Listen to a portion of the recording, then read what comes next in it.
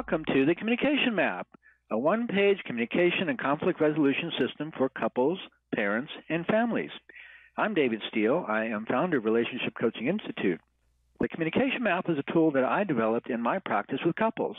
I was searching for a strategy of how to help them with their communication in a way they could relate to without jargon that would help their functioning immediately, that they could learn in one session or less and then go home and actually use effectively and independently without my help.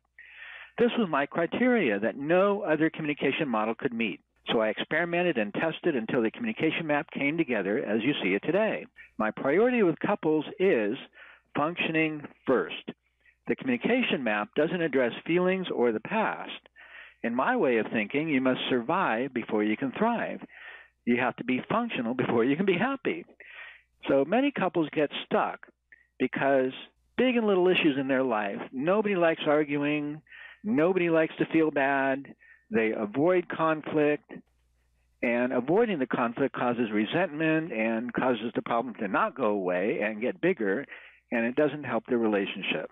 The communication map is a foundational system that provides you structure for effectively addressing issues and problems in your relationship. You can then use other skills to address feelings, reasons, motivations, the past, and other aspects that might enhance the relationship beyond solving the immediate problem. Since developing the communication map some years ago, I've heard from many, many people that they like it. It's easy to use, it's easy to learn, and it's universal enough to be used in any relationship, including parent-child, manager-employee, with friends, neighbors, and so on. People are amazed that they can go home and actually use it effectively right away, making their life together more functional and harmonious immediately. I really hope this will be true for you as well. So let's get started. When you look at the communication map, the front side is the actual map. It's the graphic of what happens in communication and what to do about it when there's an issue. On the back of the communication map are my top 5 communication tips for couples. The communication map can be used in all settings. I call it a one-page communication system for all relationships.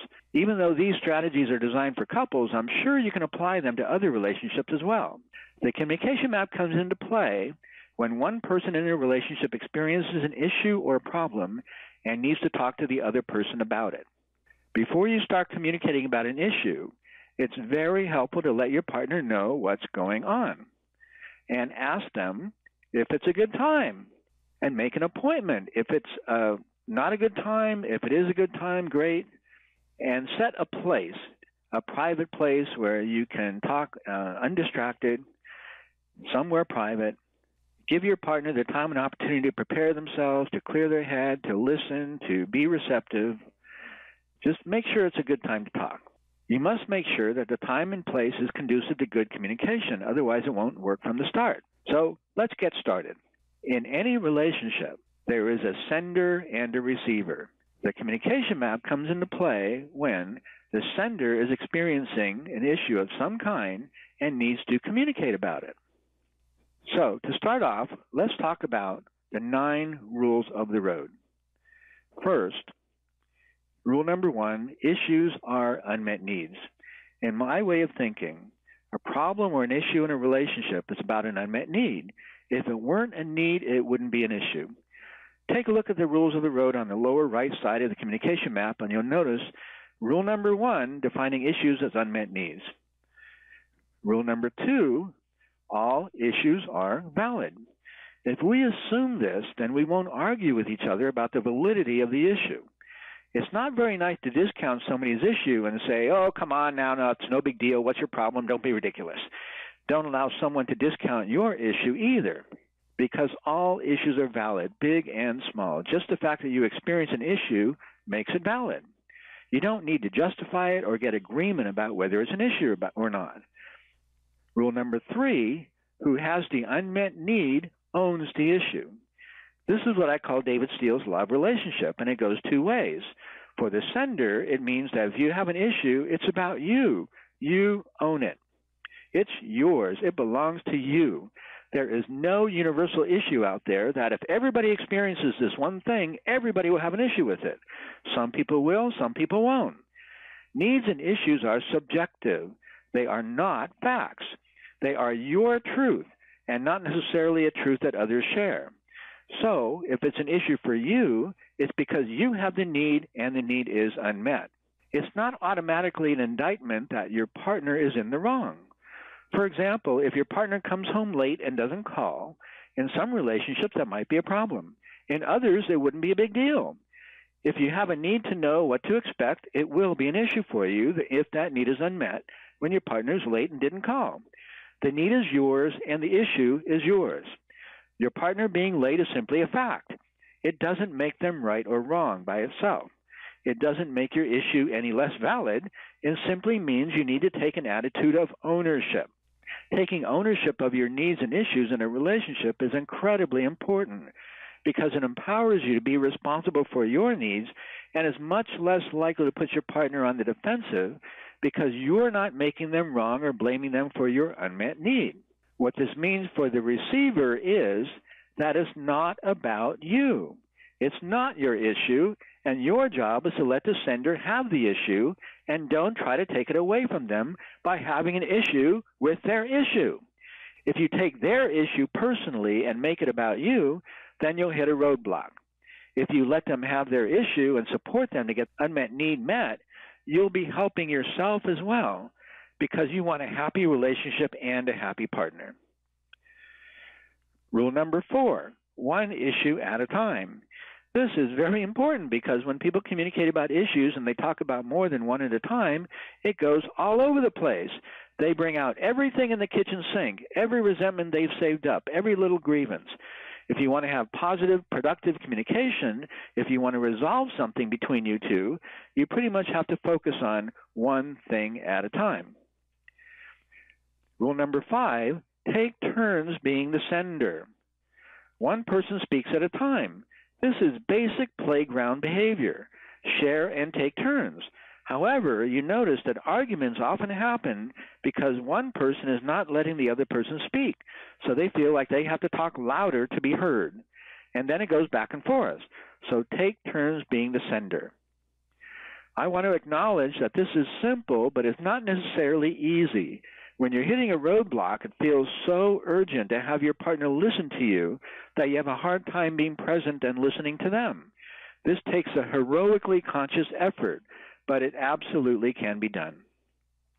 Rule number 6 is speak with moderation. If you're taking turns, then you don't need to yell to be heard. You can speak with moderation. Productive communication is about being calm, respectful, and choosing your words carefully. Rule number 7 is listen with curiosity. This is an important attitude, to be curious about where your partner is coming from, and not to prejudge them as wrong or speculate that, oh, they really mean this, or they're just saying this because of that. Look through them through new eyes. Listen to them as if you're listening to them for the first time. Listen with curiosity. When you do, I guarantee you'll learn something new about your partner, and your relationship will not only work better, but it'll be more passionate and fulfilling. Think back on your patterns of listening to your partner. How often are you formulating in your mind what you're going to say back to them while they're talking? Sometimes we don't even give the other guy a chance to finish before we insert our opinions. This is human nature. It's a bad habit. We all have this tendency, and it takes a little effort to adopt an attitude of curiosity, but it'll help you to be able to hear and listen effectively in all your relationships. This is also part of taking turns. If your partner is the sender, then you need to be the receiver. You need to listen. We'll cover later what being a receiver looks like in detail. If it's your turn to be the sender, then you have a right to expect that your partner listen and receive you. If they're not playing that role, you can request them to do so. Rule number 8 is assume the win-win. Most of us understand intellectually that we can negotiate and find a way that works for both of us. But what often happens unconsciously is that there is an assumption that if you get your way, then I'm going to lose and I'm not going to get my needs met. This is a scarcity mentality that drives people into conflict. They don't really trust that their needs will be met if their partner's needs are met at the same time. It's either or. I like to believe that is both and, so assume the win-win. If you follow the structure of the communication map, this won't be a problem. Working with couples, I've found that structure is everything. When you have a structure to follow, you know what to do, and you know what not to do. Then your communication and your relationship is far more productive. The communication map probably follows the 80-20 rule. About 80% of it is simply consciousness and understanding about what's going on, and about 20% of it is actually what to do and what to say. It's actually fairly simple. The more complicated things is being clear about how this works and what not to do. Rule number 9 is nurture the space between. Here's a concept that we often forget about and many couples don't even know about, which is that a relationship is more than just two people. There's a space between you where this relationship lives. This is where your children live and everyone else that comes into contact with the two of you. There's an emotional atmosphere between you two, and it needs to be clean to be fulfilled and happy. If you have unresolved conflict, if your communication is not clean and effective, if there are resentments and disappointments and unresolved issues between you two, that's going to pollute the space between you two, and everyone, including you, will feel it. So the space between is the relationship. We want to nurture that space. We want to treat it as sacred. It's not just about your partner, and it's not just about you. It's the combination that you both are 100% responsible for, not 50-50. Each partner is 100% responsible for what happens in the space between. So those are the 9 rules of the road. So, the sender and the receiver. Let's go back to the sender and the receiver. The sender is the one with the issue and has a certain process they need to follow, and we're going to cover what that is in a moment. But first, let's talk about the receiver by taking a look at the communication map. It's important for the receiver to remember that it's not about me. 80% of being a good receiver is the attitude. It's about being curious, what's going on for your partner. It's realizing that, hey, it's not about me. My partner who I love or who I care about has an issue. They have an unmet need. It's not necessarily my fault, although I might have contributed to it. But their unmet need, their issue, is not really about me.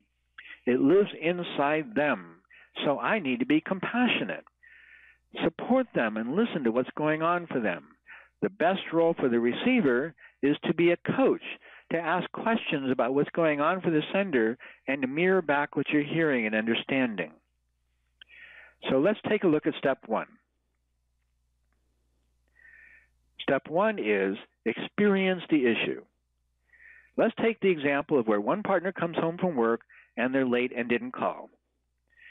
They usually come home at 5, and this evening they're home at 7. No call, the dinner's cold, the partner's been waiting upset, and they've been worried. What typically might happen in this situation is the sender, when the receiver finally gets home, might say, "Where have you been? I've been so worried. You're late. You didn't call. I'm really upset. And you know what? You're just a jerk, and you're inconsiderate, and I can't believe you didn't call me. You always call. Why didn't you call this time? Dinner's cold, and it's all your fault." Well, this might be a little exaggerated, but in a lot of relationships that I've seen, it's not so far off the mark. In this relationship, in this situation, what choice does the receiver have? They've got to defend themselves because they're feeling attacked. What really happened here is that the sender experienced an issue because their partner was late and they hit a roadblock. So step 2 of the communication map is hitting a roadblock. Roadblocks, as you can see on the right hand of the communication map, are one of 4 things: judgment, interpretation, defensiveness, or reactive emotion. Judgment means right or wrong, good or bad. You are wrong and bad for being late. Interpretation is speculation or making meaning, creating stories around you being late or why you're late, that you're inconsiderate for being late and that you must have something to hide, otherwise you would have called to let me know that you're going to be late. But you're feeling guilty about it, so that's why you didn't call. Interpretation is about stories and making meanings. Defensiveness is the other side of judgment, and it's what happens when you're feeling attacked. It's a self-protective knee-jerk. It would be understandable and common for the receiver in this situation to hit the roadblock by being defensive and say, "What do you mean? It's only 2 hours. Dinner's not cold yet. Okay, this was just one time, but my cell phone died. Give me a break." Reactive emotion is when you feel an emotion like anger or fear or anxiety or shame. I like to characterize the primary emotions as mad, sad, glad, fear, shame. All other emotions tend to be variations of those 5 primary emotions. When you're experiencing an emotion, your nervous system is stimulated in a fight or flight mode. It's much harder to communicate productively. It becomes about how you feel. Then you've hit a roadblock, which is solid, and you're not going anywhere. It's a dead end. Hitting a roadblock disrupts the connection between the two of you, and the issue and unmet need cannot be addressed until you back up and start over. Hopefully, the concept of roadblocks will help you understand what's going on. Like, oh, okay, I'm in judgment right now, or I'm wrapped up in my interpretation of why you're doing this, or I'm feeling defensive right now, or I'm in reactive emotion right now. Once you're aware enough to realize that you're up against a roadblock, you can give yourself a moment to back up and get back on track. So step 3 is identify the issue. When upset or in a conflict, I find that there are 2 kinds of people. There are the talkers and the thinkers. The talkers need to talk about it. They pretty much think out loud. They need to talk it out with their partner to get clear about what's going on for them. They express what's going on for them so that they can clearly formulate their issue. The thinkers need to think about it first. They need to internally process it so they can form the words and meanings and communicate that to their partner. With the thinkers, if you try to get them to talk too soon and they're not ready, it's not going to come out very pretty, so don't push them. With the talkers, if you let them talk about it first, if you expect that what they say is going to be clear at the very outset, then you're in trouble. So you pretty much need to understand whether you're a talker or a thinker and whether your partner is a talker or a thinker so you know what their needs are. It's funny how most couples will have one talker and one thinker. It's like we seek each other out for a complementary relationship. But processing things differently can be challenging in a relationship. Talkers tend to judge the thinkers as too aloof and withdrawn, and thinkers tend to judge the talkers as too chatty and indirect. They just want the bottom line. If you're the talker and your partner has an issue, it's going to be hard for you just to let the thinker think, because you need to talk about it. If you're the thinker, it's going to be hard for you to let your partner just talk about it because you need to process things internally, and you automatically project that that's what they should do. And you wish that they would just be quiet and think about it first and then come to you when they have it all thought out and reasonable. But that's not the way it happens. In working with couples, I found that typically they almost always know what they are. If you ask somebody, are you a talker or a thinker, they'll almost always be able to say what they are. And if they don't, it's very easy. Just ask their partner. Your partner almost always knows which one you are. It's amazing how often the thinkers are the men and the talkers are the women. You know, this is pretty stereotypical, but it's true in my experience.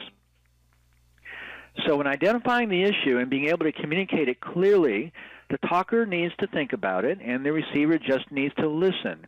Let them talk. Let them get it out, and you see that the attitude under the receiver on the communication map is, help me to understand your issue. You might have a prejudged idea of what that issue might be. In this instance, the example is clear. I was late and I didn't call. That's pretty clear. But is it clear? Is it what it really about that?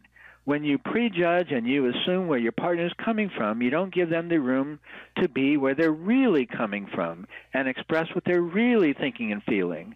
We have to hold off our tendency to prejudge and presume and have an open mind and listen and support compassionately. Ask some questions and mirror back what we're getting. The attitude that we need to have as the receiver is, help me to understand your issue.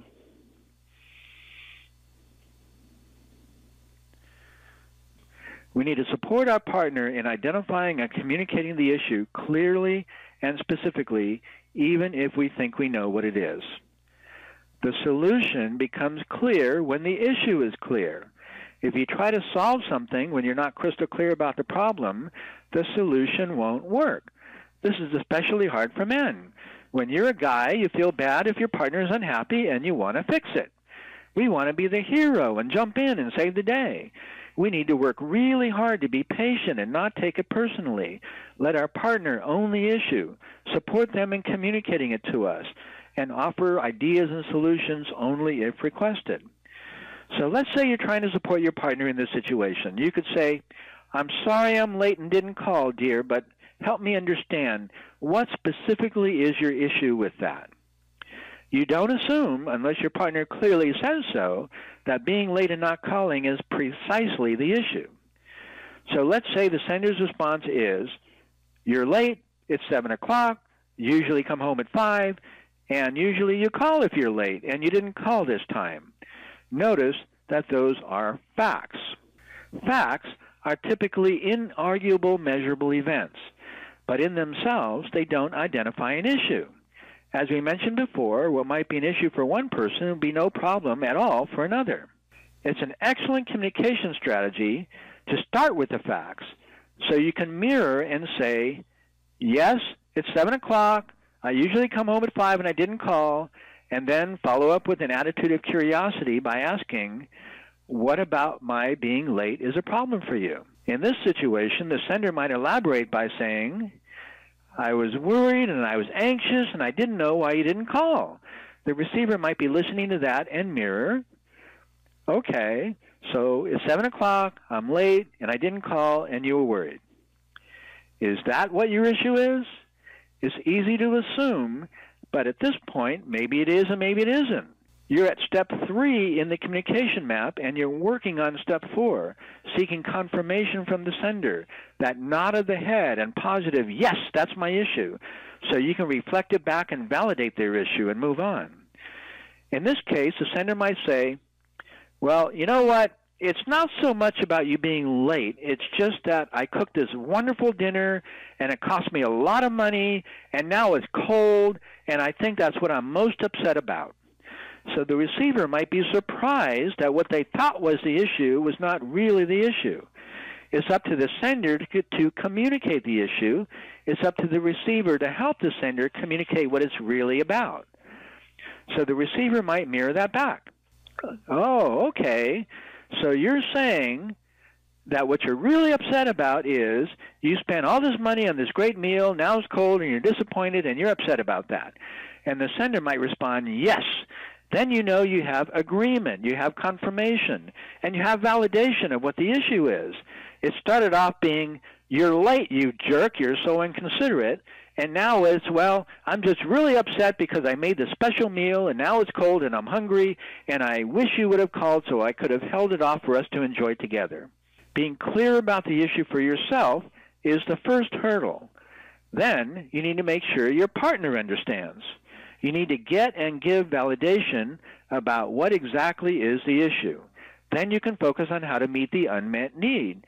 This might sound obvious, but many couples skip this step and don't mirror or reflect their understanding at all. They just assume each knows what the other means. So getting and giving confirmation means that the receiver reflects back their understanding of the issue to the satisfaction of the sender. "Yes, you got it." And if the receiver isn't mirroring, the sender can ask, "Now, what's your understanding of my issue here?" Once the issue is clear to both partners, the next step is for the sender to make a request. As tempting as it might be for the receiver to fix it or offer solutions, only the sender knows what would meet their unmet need, and they must ask for what they want. So the receiver's role is to support the sender to make a request. If you're too quick to give advice, you don't give the sender the opportunity to take the responsibility and make a request. In my mind, requesting is the most important communication skill there is. We all have issues. We all have unmet needs. We all have things we want in a relationship for it to work for us. And if we don't make a request, what are we going to do? The alternatives to requesting are not very pretty, like complaining and demanding and threatening, coercion, criticizing, entitlement, and mind reading. Complaining means you're late and now the expensive dinner that I spent hours preparing is ruined. Demanding is you need to call if you're going to be late. Threatening, if you're late next time and you don't call, I'm going to. Criticizing, what's the matter with you that you don't call that you're late? You're so inconsiderate. Coercion, you better call next time or else you're going to sleep on the couch. And then there's entitlement. I'm your partner and I worked hard to cook for you and I deserve a call if you're going to be late. And lastly, mind reading. You should know if I need you to call if you're going to be late. All of these strategies focus on the negative and they don't work very well. Requesting is the only productive option that focuses on the positive of what you need to make things work.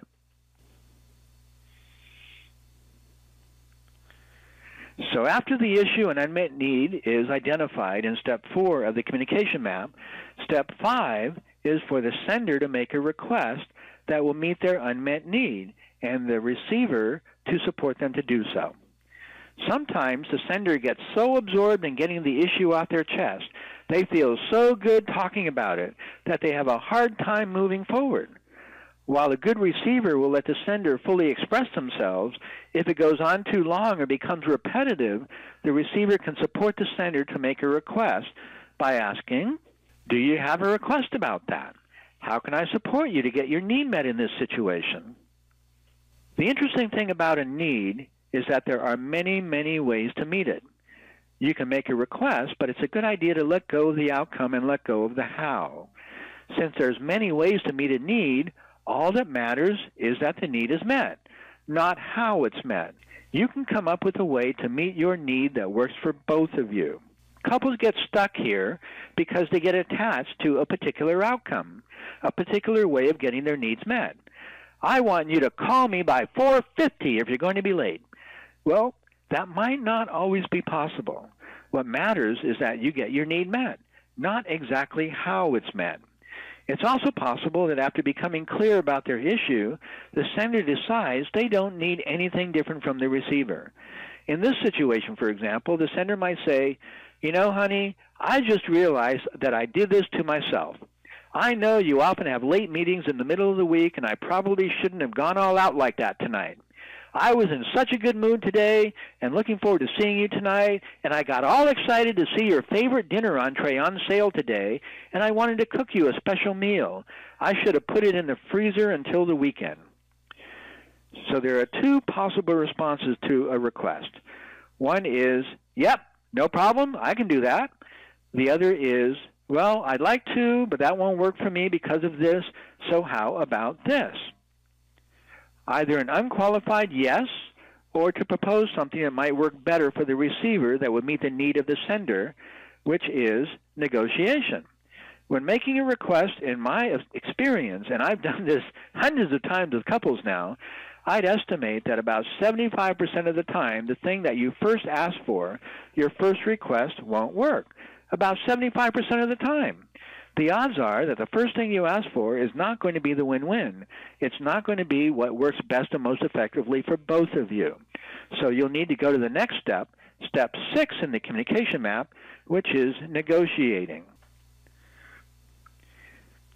So while the sender is making a request, the receiver's role is to ask, what you need from me is, and then go ahead and negotiate. I make a distinction between negotiation and compromise. Compromise is when two people give up part of what works for them or what they need to meet somewhere in the middle. Negotiation is a win-win. Negotiation is when both people are 100% happy. They don't feel like they're giving up anything. It's worth the time and effort to negotiate and brainstorm and come up with an option that truly works for both parties. Often that option won't be apparent to you right away. Too often couples will focus on either or. We're either going to solve it my way or your way, and they get dug in. What I'd like to suggest is that there is a third option out there somewhere, something that's going to be a unique reflection of both of you, and it doesn't always appear right away. It's worth brainstorming and being creative. Ask friends and family for ideas. Do some research on the internet. Let it sit for a while. If you have an unsolvable problem or something that seems unsolvable, just know that there's probably a creative solution out there someplace. You just have to find it.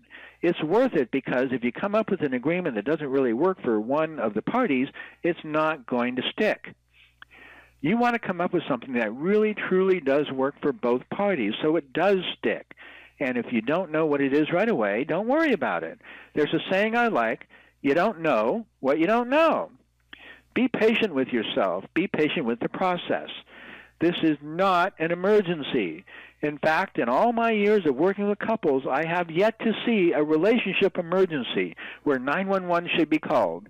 But it feels urgent. We want to solve it right now. We're feeling bad right now, and we're attached to an idea right now. But if in this process the answer doesn't readily appear to you, then be patient. Agree on a plan for how you're going to find a solution together. You don't know what you don't know. Talk about it. Think about it. Get some ideas from friends and families about it. Brainstorm and be patient with the process. Hopefully you're not going anywhere. Hopefully you'll find a way to solve this eventually. Well, you see, the reason I'm late is because I was in a meeting and I couldn't call you because I was in a meeting. When I got out of the meeting, we only live 5 minutes away, so it was going to take as much time to call you as just to drive home, so I don't know what to do. Okay, well, you don't know what to do. Talk about it, brainstorm some options, and between the two of you, a third option will eventually appear if you're open-minded and looking for it. In this example, it wasn't really about being late. It was about needing some advance warning to hold off an expensive, wonderful dinner that the sender was preparing. So then you could brainstorm that. In this situation, you can come up with the idea of text messaging, which wouldn't interfere with the meeting. Most cell phones even have pre-saved messages that say, running late or in a meeting, which can be sent quickly and easily and unobtrusively in a few seconds. The receiver's role in negotiating is to help the sender identify a solution that meets their need that the receiver is able to do. Realize that it's not about you. Be curious, listening and supporting compassionately by mirroring back and really wanting to understand what the sender's issue is, and maybe coaching by asking, do you have a request? What is it you need from me? Help the sender identify and communicate what they need that would resolve the issue for them. And never say no. One last thing for the receiver about requesting a negotiation. If your partner makes a request of you, my suggestion is never say no. I like to think of this as being positive. Instead of shooting down what doesn't work for you, counter-propose something that would work for you. It really doesn't feel good to hear the word no. Nope, sorry, can't do that. It's much more productive and positive and loving to say, well, honey, I'd really like to do that for you. I'm not sure I can do it that way. How about this? So counter-propose something that you can do that would meet their needs.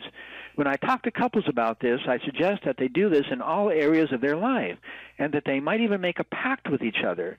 I've even had couples, when I suggest this, they look at each other, shake hands, and say, yes, we agree, never say no. For example, if someone is in the mood for sex and the other one is not, instead of saying no and rejecting, then that partner can counter-propose. Well, how about in the morning? So it's a very positive way of being in a relationship, being safe, and trusting that your partner will receive you and listen to you and be positively responsive to you when you have a request or a need or an issue, and they won't say no to you. So I highly recommend making this pact and having that attitude with everyone, especially your kids. If your 5-year-old sees a television commercial and says, Mommy, can we go to Disneyland tomorrow? You could say, no, you have school tomorrow. Or you can say, Disneyland would be a lot of fun. You know what? We're going to Disneyland this summer.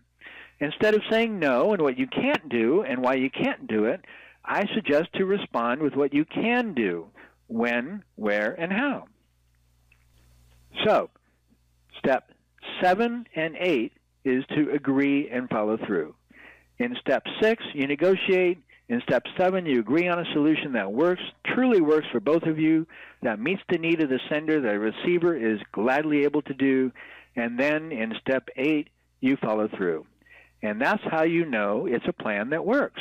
That's how you know a commitment will stick, if you're able to follow through. I make a distinction between a commitment and a promise. A promise is when you make an agreement that you intend to keep. And a commitment is where you actually show up and do it. A promise is a verbal statement of intent, a kind of internal commitment that you fully intend to keep. And a commitment involves action. You might, with all good intentions, make a promise and yet not keep it for a variety of reasons. Assuming sincere, positive intent of both parties, I propose that if you weren't able to keep the agreement, it's probably not your fault. It's probably not a good agreement. The definition of a good agreement in step 7 is one that you can keep that works for both of you, which you sometimes won't know until you give it a try in step 8. So a good agreement is one that you can keep, that you want to keep, because it's doable for you and you care about your partner and you want them to be happy.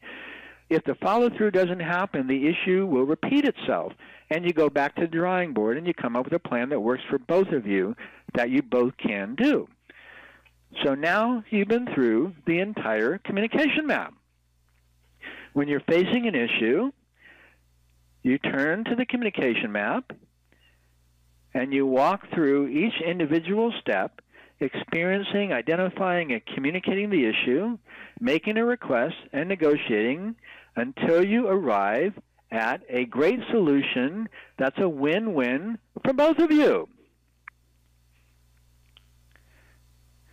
So, some final thoughts about the communication map.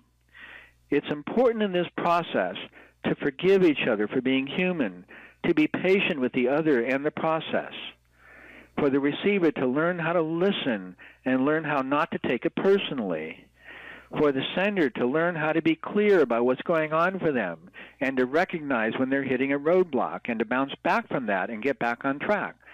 There is no such thing as perfection, so don't be hard on yourself or your partner. What matters is your positive intent and applying the communication map as best you can. Just by understanding this process and practicing these steps over and over, you'll find yourself bouncing back from the roadblocks sooner and sooner until the day comes that you rarely, if ever, hit a roadblock anymore. However, some couples have hard-to-solve, unsolvable problems that require professional intervention. So if the communication map isn't working for you with your best effort, it may be time to get some help. As you can see, the communication map is pretty simple. It provides structure and makes something very intangible, words and hot air going back and forth. It makes it tangible and clear. If you're the one with the issue or problem, you're the sender, and your goal is to communicate your issue clearly and make a request about it. Issue request, issue request, issue request. If you're the receiver, your job is not to take the sender's issue personally and support them to identify what it is and make a request about it. For most functional couples with basic communication skills, enough emotional maturity to manage their emotional reactivity and bounce back from hitting a roadblock, this is all that's needed to effectively address issues big and small and prevent unproductive conflicts so you can enjoy your life together and grow your love, trust, intimacy, and connection. I suggest putting the communication map in a visible spot in your home or your office so you can refer to it on the spur of the moment and remind yourself how to respond to a potentially conflictual situation. Keep it handy, and when you or your partner is experiencing an issue, grab it and put it in front of you. Follow the structure, and within a few short minutes, you'll be back in connection. You have a choice in how to handle an issue. As long as you have a choice, you might as well choose what works and not repeat the unproductive pattern over and over again, because behavior does follow patterns. Nothing ever happens just once. So once you make this choice, you do that over and over again, you'll develop the skill of being able to restore connection anytime you need to, and that is how you have a successful relationship. So next is my top 5 communication tips for couples. Tip number 1 is use the 3 magic words of listening. Is there more? First, there are 3 magic words that when you're listening to somebody, usually we want to insert what we think, but if you're listening with curiosity, you'll ask, is there more? And what's so surprising when somebody asks this, when somebody says that to you, you usually say, well, yeah, there is. So, it's so contrary to what we usually do, as our partner will say something and then you want to say something back on what's your mind about it. And it's far more effective to just listen, take it in, help your partner say even more about what's going on for them until it's all out. Kind of like peeling away the layers of the onion and then respond to it. If you care about your partner and you want a great relationship with them, you'll be a good listener and invite them to share all they need with you by asking them, is there more? And if you're wondering what the 3 magic words of speaking might be, I suggest, I care about you or I love you. Because when you're upset at your partner and you have some feelings and some thoughts that are challenging, it's always helpful to be in touch with and communicate, yeah, you're my partner and I love you, but I'm really pissed at you right now. Tip number 2, it's not about you. This strategy is to realize that it's not about you. And we covered this earlier in talking about the communication map. If your partner is experiencing an issue, it's their issue. They own it. It's not about you. Don't take it personally. And that actually makes it easier to be the receiver if you're not taking it personally. It's like, okay, I love you. I want you to be happy, so tell me what's on your mind, and we'll see how we can resolve this. And when we take it personally and get defensive and make it about us, we're not able to do that. Tip number 3 is, it's all about you. When we're upset about something, it's human nature to direct our attention to the person who stimulated it for us as if it's their fault that we're upset. But the truth is, in the same situation, there are some people who will be upset about that and others who wouldn't. So the reason you're upset about it is not really the situation or the behavior. I like the idea of the 90-10 formula. If you're upset about something, 90% of the emotional energy is related to the past, and only 10% is in the present. Another paradigm that I like is facts, judgments, and feelings, and to be able to be clear and separate them out. In our example, the facts are that you're late, you usually come home at 5 and now it's 7 and you didn't call. And then the judgments are the opinions and the interpretations, like you're wrong and you're bad and you're inconsiderate and you're a jerk and you shouldn't do that. The feelings are anger, anxiety, fear, abandonment. When we confuse these and we bundle them all up and we just communicate them in a diatribe, you're late at 7 o'clock, you didn't call, dinner is ruined, and that's the most inconsiderate thing I've ever experienced in my life, and on and on. Our communication doesn't work very well when we simply react. So being conscious and separating the facts from the judgments and the feelings allows us to have more choice in how we respond to the situation and avoid hitting a roadblock. So tip number 4 is turn complaints into requests. And we talked about requesting being the most important communication skill there is. We have many, many, many needs. It's impossible that they're all going to be met at the same time. So when you have an unmet need and you experience an issue, we need to be able to make a request about that respectfully, in connection with our partner, that will create a win-win that does not make our partner wrong and bad. And it's important that we approach this in a positive and productive manner by requesting instead of complaining or expecting mind reading or coercion or criticizing or threatening, entitlement or demanding. Tip number 5 is tell your truth. The 9 rules of the road and of the communication map are so important that it creates a kind of safety that you need to be able to tell your truth, which is really being authentic with your partner about your thoughts and your feelings and your needs and your wants. All of that. In my experience working with couples, it's often scary for them. It's a big risk to say what you're really thinking, really feeling, wanting, and needing. However, intimacy requires telling your truth. Intimacy means into me I see. So when we're inviting someone to be intimate with us, we're inviting them to see inside us what our world is like and we want to be respected and loved for who we really are. Intimacy is what real connection and love is all about. And we can't do that if we're not telling each other the truth.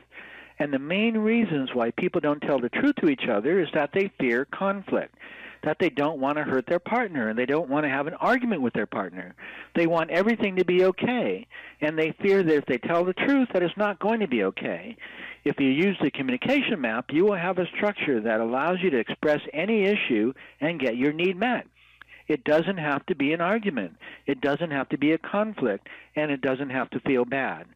So go ahead and practice telling your truth, even if it's scary, because that's where true connection and intimacy comes from.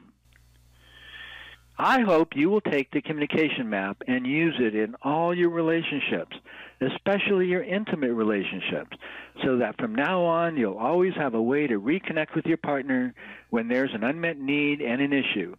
Simple, effective, and practical. But please remember that I started this program saying that the communication map is foundational. It's about functioning first, and that we need to survive before we can thrive. I hope this is the beginning, not the end, of enhancing your ability to have a successful relationship, that you build on this with more advanced communication and relationship skills. I sincerely hope the communication map will help you experience happy, loving, and fulfilling relationships. So thanks for listening.